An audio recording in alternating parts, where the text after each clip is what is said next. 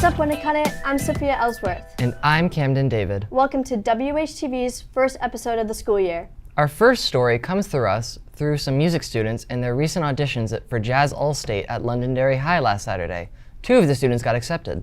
I hear Mr. Martin was pretty jazzed about it. So, who got in? Good question, Sophia. The talented students were Eamon Furlong, who got the second highest score in New Hampshire for trombone, and Gavin DiNardo, who earned his second year in a row in the program with the 8th highest score. Wow, that's awesome. Congratulations, Eamon and Gavin. So, Camden, what else is going on around the school? Have you seen the new flowers around campus? I have. Have you seen the greenhouse? What greenhouse? The garden club's new greenhouse near the football field. It's totally a big deal. I think you mean a big deal. Nope, a big deal. Mr. Croto and some students have been putting in some hard work. I heard they've decked it out with a hydro something system. Oh, right, the new hydroponics system. It's supposed to grow plants without soil, and the heater will keep it at a cool 50 degrees on the chilly days. I heard that the plan was to hopefully get some fresh herbs and vegetables for the cafeteria this year. Wow, they really don't miss a beat.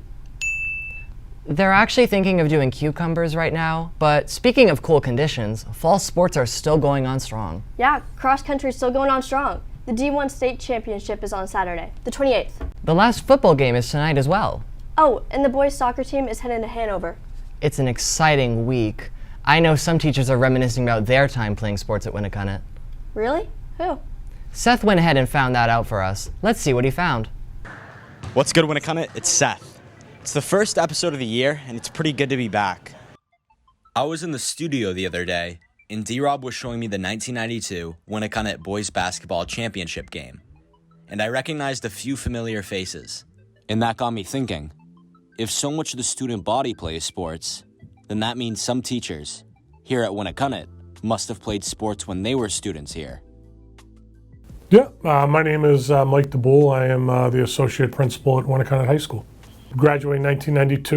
In 1992, we won our state championship for basketball that year, Class L, before it was Division I. And then I went on and played baseball in college. And after that, I worked for the Minnesota Twins for 14 years as a scout. My name is Adam Edgar. I teach physics here at Winnicott. Back in the day, I played basketball. In fact, believe it or not, it's hard to believe it, I was captain or one of 3 captains of a basketball team. We weren't expected to win. We had lost 3 of our first 4 games that season. The closeness of the team really kind of brought us together, and we started, winning games, picking off wins here and there, and won 11 games in a row. I was lucky enough, my basketball team, we were good. We had a point guard who hit 11 out of 12 free throws in the finals. We weren't the most talented team in the state that year, but we were definitely the closest team. We worked the hardest. We played the finals at the Whittemore Center at UNH. Winnicott hadn't been in the finals in my lifetime. It was fun. It was electric. I've been to many sporting events since, and there's some great ones out there too, but for me, that was special. That was pretty fun.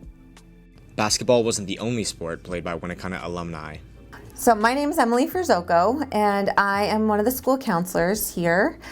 This is my 19th year at Winnicott. I was involved with a very competitive cheerleading program back in the day. When people look at cheerleaders, they see the people on the sidelines cheering for athletes. The competitions themselves are actually the sport of cheer. Hi, I'm Mr. Yaton. I'm an English teacher here at Winnicott High School, and I also will coach sports and do other programs, like I ran a juggling club here. I've done Haunted Hotel for many years. Basically, sports have been part of my entire life. Hockey was always my big sport. I did play on the football team, but I was a place kicker. Hi, I'm Miss Hill. I am a teacher in the math department. This is my first year back at Winnicott. When I was here at Winnicott, I participated in the soccer program, basketball, lacrosse, and by my senior year, I gave cross country a try as well. Teachers talked about what life lessons and skills they learned from playing sports. Is that you got to learn how to lose. It's easy to be a good sport when you win. It's more difficult to be a good sport when you lose. How to be a good teammate. Working with a team is really important in my job. I learned how to, really interact with people from all kinds of different walks, different parts of the country. Where I went to school, people came from all over the country to be there. You know, it teaches you to work hard, work with other people, teaches you about failure and success and how to handle both of those things. And it definitely carries over into my job every single day. Just like we're learning all sorts of skills in the classroom, when you're in a math classroom, you're learning math, but you're also learning a lot of other skills that help you be successful, and it's the same with athletics. Teachers gave some advice to current athletes. Don't forget that it's just a part of the school experience. Academics do come first. A lot of people seem to forget that, oh, I can't do my homework because I was traveling all night, or we had practice. You don't have to be the best in the world at this sport in order to participate in it and benefit from it. I think one of the things that after I left high school that I missed the most about high school was the athletics. But I would definitely say, take time for yourself, make sure you're keeping your grades up, stay healthy, make sure, you're eating 3 meals a day, because at the end of the day, being healthy is really important, not only for the student, but for the student athlete. They also had some advice for students on the fence about joining a sport or any activity. Get involved. And it doesn't necessarily have to be athletics. Whenever you are involved in something outside of the normal hours of school, it's a level of commitment that isn't required.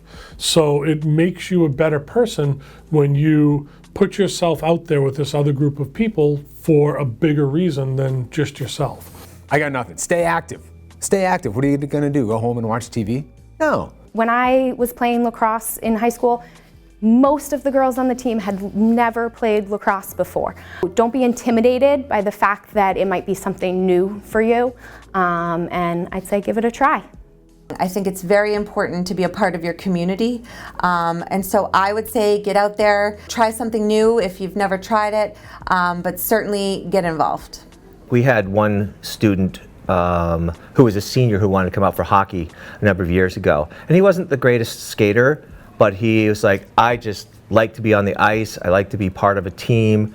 And so the coaches got together and we decided, yeah, we want someone with that attitude on the team. And he didn't get to play much, but he always had an upbeat attitude. He said, I'm so glad I did that. But that would have been a big hole in my high school experience if I had not done that.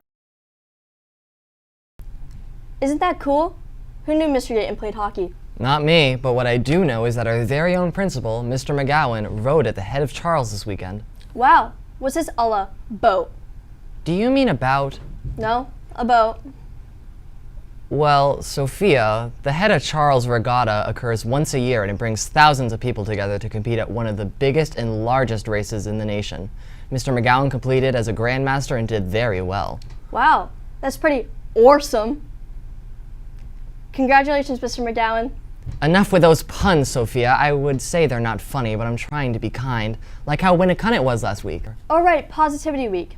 Last week, Positive Pathways, along with Winnacunnet, held Positivity Week school-wide.